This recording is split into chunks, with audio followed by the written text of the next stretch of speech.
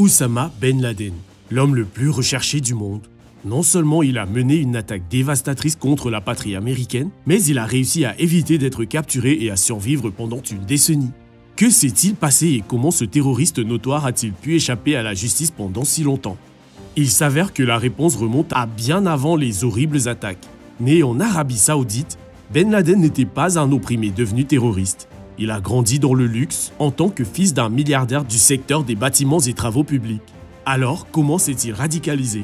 Tout a commencé lorsqu'il a rejoint les forces pakistanaises qui luttaient contre les soviétiques en Afghanistan, mais ce n'est qu'après la guerre du Golfe qu'il a développé une haine indéfectible pour les États-Unis. Lorsqu'il a vu les troupes américaines basées sur le sol saoudien, il a considéré que c'était une profanation de la terre sainte musulmane. Même si les pays sont alliés, cela n'a pas d'importance. Il est déterminé à se venger et formera bientôt le groupe terroriste Al-Qaïda, qui ciblera les intérêts américains à l'étranger et dans son pays. Mais il n'a pas été bien accueilli chez lui.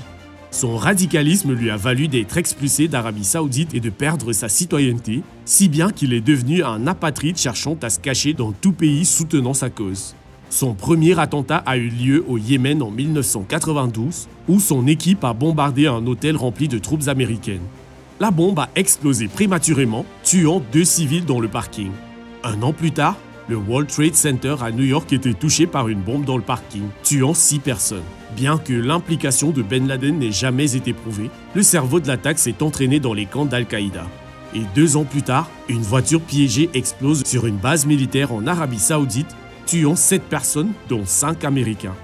Ben Laden était désormais dans le collimateur des États-Unis. Mais où était-il? À ce moment-là, il se cachait dans la nation africaine du Soudan, connue pour être favorable aux fondamentalistes islamiques. Mais le gouvernement avait de bonnes relations avec les États-Unis et Oussama Ben Laden était apparu dans les conversations entre les officiels et la CIA. Ont-ils proposé de le livrer? Ce n'est pas clair, mais ce qu'il est, c'est que les États-Unis, en le traquant dans ses bases à l'intérieur du pays, ont poussé Oussama Ben Laden à fuir à un moment donné en direction de sa nouvelle base en Afghanistan. Non pas qu'il l'ait dit à quiconque, Al-Qaïda a maintenu une présence au Soudan, ce qui a trompé les enquêteurs pendant un certain temps, et il était sur le point d'intensifier sérieusement son opération. Jusqu'à présent, les attaques d'Al-Qaïda avaient été relativement modestes, et seules quelques-unes avaient réussi. Mais ils étaient sur le point d'entrer dans le domaine des attaques coordonnées, causant des dégâts bien plus importants, à commencer par un duo d'attentats aux camions piégés au Kenya et en Tanzanie, frappant les ambassades américaines dans les 2 pays en 1998. 12 Américains ont été tués, mais la grande majorité des morts, plus de 200, étaient des locaux. C'était la première fois que la plupart des Américains entendaient parler d'Al-Qaïda. Et le public voulait se venger. Le président Bill Clinton n'a pas perdu de temps pour répondre. Mais la réponse n'aura pas eu l'effet escompté. L'opération Infinite Reach était une série d'attaques de missiles de croisière sur l'Afghanistan et le Soudan, visant des camps d'entraînement d'Al-Qaïda. Il s'agissait du premier engagement militaire officiel contre un acteur non étatique et de nombreux militants anti-guerre ont affirmé qu'il s'agissait d'une attaque illégitime car les États-Unis n'étaient en guerre avec aucun de ces pays. Cependant, Ben Laden n'a pas été tué par les attaques et dans l'ensemble, l'opération Infinite Reach est devenue une victoire de propagande pour les extrémistes. Cette opération s'est déroulée peu de temps après la prise de contrôle de l'Afghanistan par le groupe radical des talibans, dont les religieux militants ont refusé de livrer Ben Laden et ont renforcé leurs liens avec lui. Et ainsi, la guerre d'usure a continué. Ayant prouvé qu'il pouvait atteindre de grosses cibles, l'objectif suivant de Ben Laden était de couler un navire américain. Il a fait sa première tentative au début de l'année 2000, mais la lourde bombe du petit bateau l'a fait dérailler et il n'a jamais atteint son objectif. Il a tiré les leçons de cette erreur et a livré une charge utile mortelle sur l'USS Cole en octobre 2000, tuant 17 marins. L'attaque a peut-être influencé les élections aux États-Unis le mois suivant, mais elle n'était qu'un prélude à ce qui allait se produire moins d'1 an plus tard. Oussama Ben Laden était encore considéré comme une menace mineure, mais cela était sur le point de changer. Les attentats du 11 septembre 2001 ont été la première attaque majeure d'Al-Qaïda sur le continent américain et l'attaque la plus meurtrière sur le sol américain depuis Pearl Harbor. 2 avions détournés ont abattu le World Trade Center et un 3e a frappé le Pentagone, tuant toutes les personnes à bord.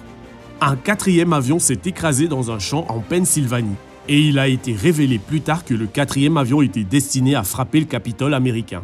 Oussama Ben Laden est désormais l'ennemi public numéro 1 et le nouveau président George W. Bush exige que justice soit faite. Il annonce au monde entier que les talibans doivent livrer Ben Laden maintenant et la réponse des talibans est d'exiger que des ambassadeurs américains soient envoyés pour négocier. Étant donné que les talibans ont l'habitude de prendre des otages, cette demande a été rejetée immédiatement. La guerre contre la terreur a officiellement commencé. Les États-Unis ont commencé à bombarder l'Afghanistan quelques jours seulement après les attentats, l'un de leurs principaux objectifs étant de traquer Ben Laden. Mais où était-il? Il privilégiait les refuges isolés, se déplaçait fréquemment et voyageait avec ses épouses et ses proches collaborateurs. Or, il envoyait ses épouses au Pakistan et voyageait d'une planque contrôlée par les talibans à une autre. Quelques mois après le début de la guerre, il s'est installé dans une région isolée de Tora Bora où il était presque impossible de le trouver en raison du terrain accidenté et de la faible densité de population de la région, avec peu de sources sur lesquelles s'appuyer. Ce serait une longue guerre d'usure à partir de là. Ben Laden n'a pas renoncé à attaquer les États-Unis, mais il ne réussira jamais à perpétrer un autre attentat majeur sur le territoire américain. 2 mois seulement après l'attentat, le tristement célèbre shoe bomber Richard Reed tente de faire exploser un avion reliant Paris à Miami, mais ne parvient pas à mettre le feu aux explosifs et est retenu dans l'avion. La sécurité a été massivement renforcée aux États-Unis après les attentats et les options de Ben Laden sont devenues limitées. Il organise des attentats dans le monde entier, dans des endroits moins sûrs, mais il est désormais sur la défensive. Mais cela ne signifiait pas qu'il était fini. Oussama Ben Laden était l'homme le plus recherché au monde. Le pays où il se cachait était bombardé par le pays le plus puissant du monde. Des agents du gouvernement américain parcouraient le pays pour tenter de le traquer et une prime de 25 millions de dollars avait été placée sur sa tête. Et malgré cela, les années passaient sans aucun signe de lui. Certains pensaient qu'il avait été tué lors des premiers attentats, mais de temps en temps, des vidéos de lui menaçant de nouveaux attentats faisaient surface. Ces doubles corporels étaient-ils destinés à entretenir la propagande? Personne n'en est sûr, mais les États-Unis poursuivent la chasse. Il s'agit là d'une mission longue et lente dont l'ampleur réelle ne sera connue que lorsqu'il sera enfin trouvé. Pendant la majeure partie du temps, les États-Unis ont cherché Ben Laden en Afghanistan, mais cela s'est avéré être une fausse piste. L'Afghanistan était le pays le plus favorable à Ben Laden, mais il sombrait rapidement dans l'anarchie. Les talibans allaient bientôt être renversés et remplacés par un gouvernement favorable aux États-Unis, dirigé par Hamid Karzai, qui aura instauré une démocratie rudimentaire, même si elle a dû repousser les attaques des forces talibanes pendant toute sa durée. Mais Ben Laden ne pouvait plus compter sur les talibans pour le protéger. 1 an après les attentats du 11 septembre, il a traversé la frontière avec sa famille pour se rendre dans une région montagneuse du Pakistan. Ils se sont déplacés de refuge en refuge pendant plusieurs années avant de s'installer à Abbottabad où il a construit son complexe secret. Pourquoi les États-Unis n'ont-ils pas compris plus tôt ce qui se passait? Contrairement à l'Afghanistan, le Pakistan était ostensiblement un allié des États-Unis. Les États-Unis ont hésité à mettre leur gouvernement en colère car il était important de maintenir de bonnes relations avec la puissance nucléaire et de pouvoir servir de médiateur entre l'Inde et le Pakistan. Mais le Pakistan n'a pas été franc sur ce qu'il savait de la présence de Ben Laden sur son sol, et les États-Unis ont donc dû se fier à des sources tierces. Les régions où Ben Laden séjournait étaient dangereuses et tout soldat américain pris sur le fait ne pouvait pas compter sur le soutien du gouvernement pakistanais. Et les États-Unis ne seraient probablement pas en mesure de les secourir sans que cela ne provoque un scandale diplomatique. Les informations provenant de ces régions ont été irrégulières pendant plusieurs années et Ben Laden a pu rester sous le radar au Pakistan pendant plusieurs années, mais pas pour toujours. Pendant des années, les États-Unis ont dû s'appuyer sur des sources d'informations non conventionnelles, notamment les nombreux détenus qu'ils avaient capturés et gardés à Guantanamo Bay, à Cuba. Ce camp de prisonniers militaires détenait des centaines de soldats d'Al-Qaïda, ainsi que de nombreuses personnes qui prétendaient être simplement des gens qui se trouvaient au mauvais endroit au mauvais moment, et il pouvait être difficile de dire qui était qui. Mais au milieu d'une multitude d'interrogatoires, dont beaucoup aboutissaient à des impasses, un nom est apparu, Abu Ahmed al-Kuwaiti, un homme qui était censé être un messager travaillant pour Ben Laden. On ne sait pas quand les fonctionnaires ont appris qu'il travaillait pour Ben Laden, mais en 2007, ils ont découvert le vrai nom de l'homme, Ibrahim Saed Ahmed. Le gouvernement dispose désormais de son premier lien réel avec l'endroit où se trouve Ben Laden. La recherche du messager et de son emplacement s'étalera sur plusieurs années, puisqu'il faudra près de 2 ans entre la découverte de son nom et celle de sa ville natale, Abbottabad. Les États-Unis hésitent à agir au Pakistan tant qu'ils n'en savent pas plus, mais ils ont maintenant un emplacement et Abbottabad est suffisamment isolé pour qu'ils puissent commencer à envoyer des agents paramilitaires sans éveiller les soupçons du gouvernement pakistanais. Au cours de l'année suivante, ils ont suivi Ahmed dans ses missions quotidiennes et l'ont vu apparaître à plusieurs reprises dans un complexe étonnamment sécurisé qui ne semblait pas à sa place dans la ville de montagne. Mais même cela ne leur a pas donné ce dont ils avaient besoin. La CIA a pu mettre en place une surveillance dans la zone et prendre d'innombrables clichés du complexe. Ils ont pu déterminer qu'il s'agissait d'une forteresse conçue pour cacher quelqu'un d'important. Ils ont vu de nombreuses personnes entrer et sortir, mais il y avait une personne qu'ils ne voyaient pas, Oussama Ben Laden. S'il était à l'intérieur, il prenait sa sécurité très au sérieux et n'avait pas quitté l'enceinte depuis longtemps. Il n'y avait pas non plus de membres connus de sa famille, ce qui n'était pas surprenant car ses femmes et ses enfants avaient probablement très peu d'autonomie. Mais sur la base de nombreux invités, la meilleure hypothèse de la CIA était encore qu'il vivait là avec ses plus jeunes épouses. Mais avant de faire un geste, ils avaient besoin de preuves. C'est ainsi qu'a commencé l'un des plans les plus sournois de l'opération. Comment faire en sorte qu'un chef terroriste notoirement paranoïaque et secret vous ouvre sa porte? C'est simple. Vous créez un visage auquel aucune personne raisonnable ou déraisonnable ne peut s'opposer.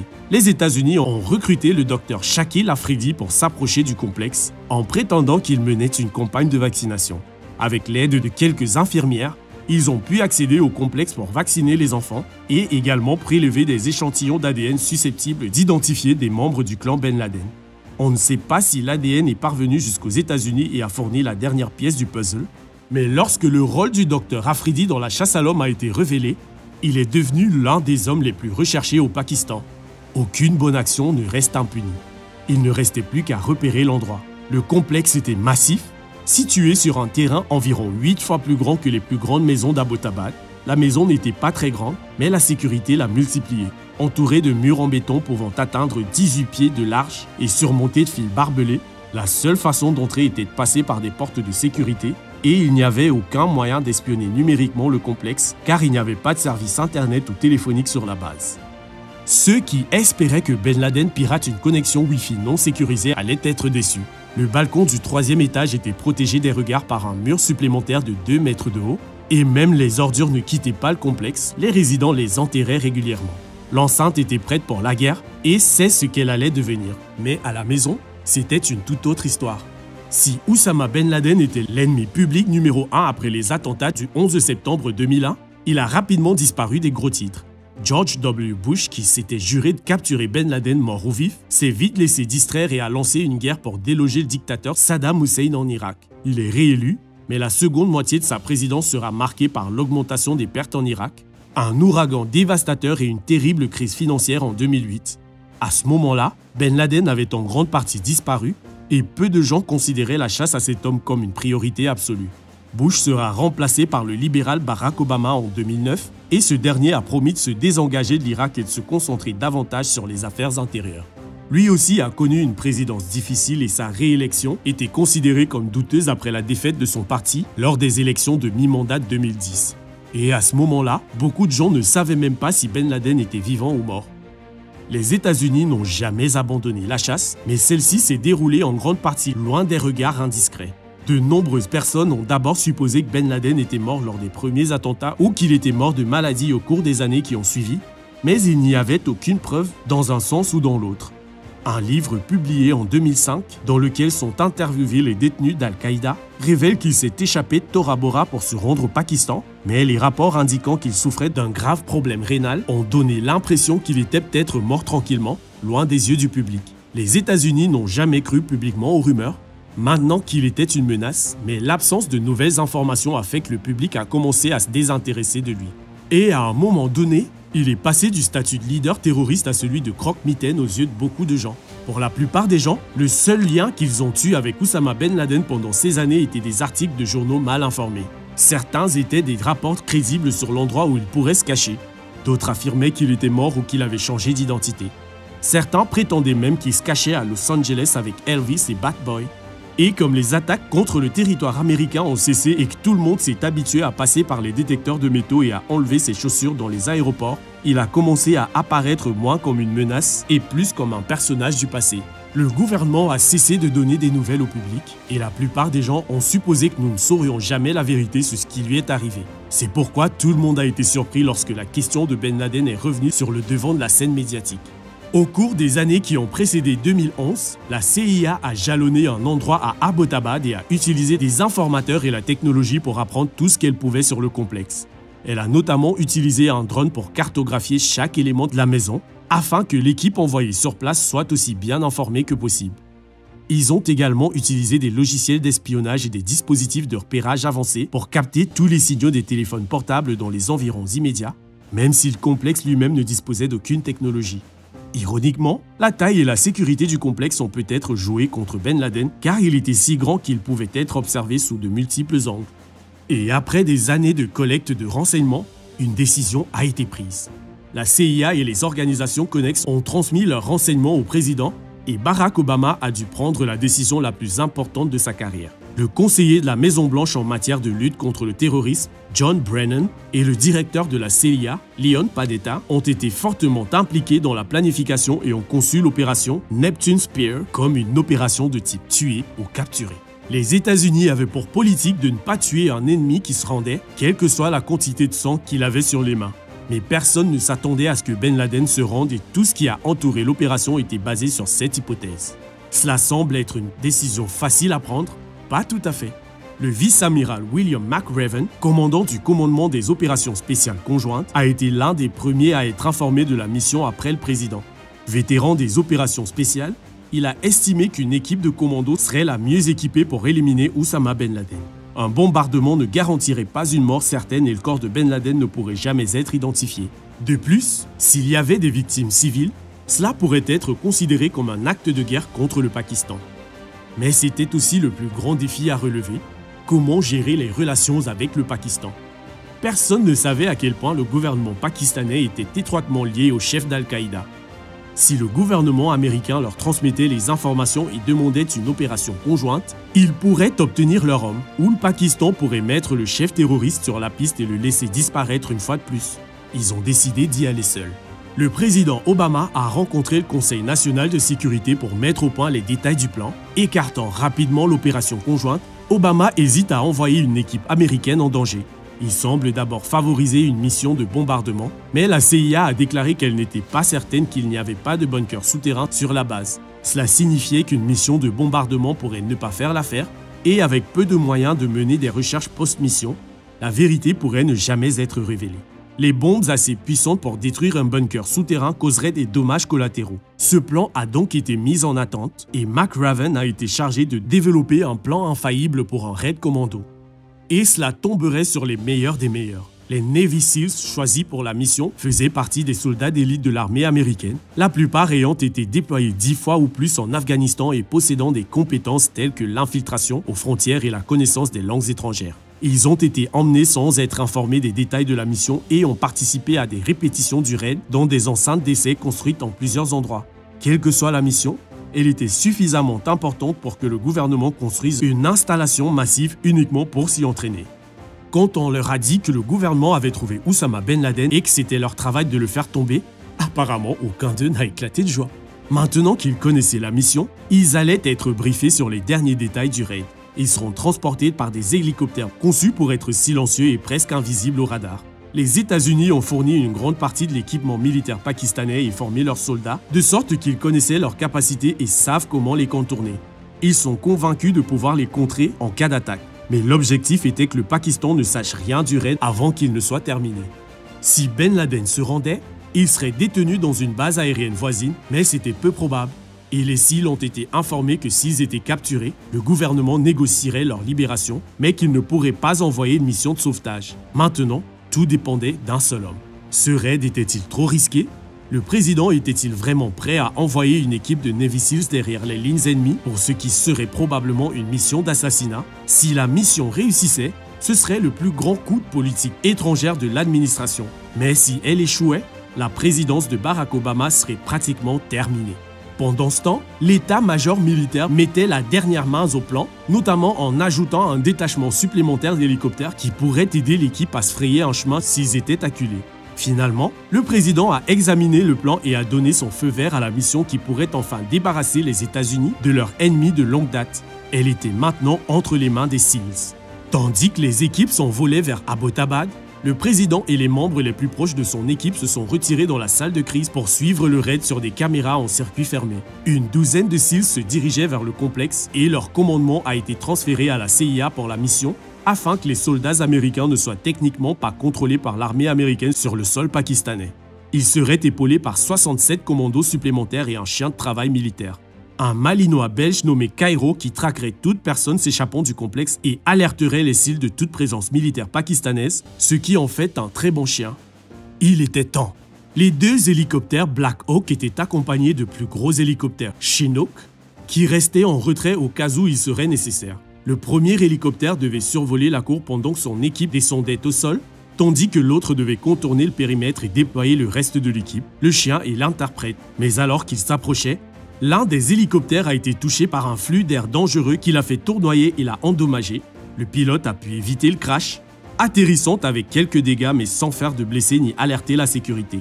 Ils étaient au sol et il ne restait plus qu'une chose à faire: enfoncer la porte et s'attaquer à celui qui était à l'intérieur. Vous voulez connaître la suite de l'histoire? Regardez comment l'équipe de SEAL a renversé Osama Ben Laden minute par minute, ou regardez plutôt cette autre vidéo.